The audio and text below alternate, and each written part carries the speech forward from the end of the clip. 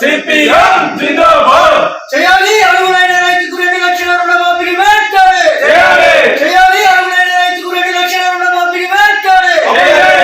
జిందాబాద్ జిందాబాద్ CPM జిందాబాద్ జిందాబాద్ జిందాబాద్ CPM జిందాబాద్ వెంటనే అమలు చేయాలి రైతులకు ఎన్నికల్లో ఇచ్చిన వాగ్దానాలను వెంటనే అమలు చేయాలి ఇవ్వాలి 2 లక్షల రుణమాఫీ ఏకకాలంలో వెంటనే ఇవ్వాలి రైతులకు 2 లక్షల రుణమాఫీ ఏకకాలంలో వెంటనే ఇవ్వాలి రైతులకు ఏకకాలంలో 2 లక్షల రుణమాఫీ వెంటనే ఇవ్వాలి జిందాబాద్ జిందాబాద్ సిపిఎం జిందాబాద్ జిందాబాద్ జిందాబాద్ సిపిఎం జిందాబాద్ చేయాలి వెంటనే 2 లక్షల రుణమాఫీ వెంటనే అర్హులైన రైతుకు 2 లక్షల రుణమాఫీ వెంటనే చేయాలి అర్హులైన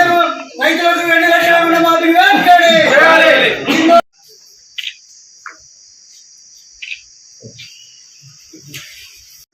సిపిఐఎం పార్టీ రాష్ట్ర కమిటీ పిలుపు మేరకు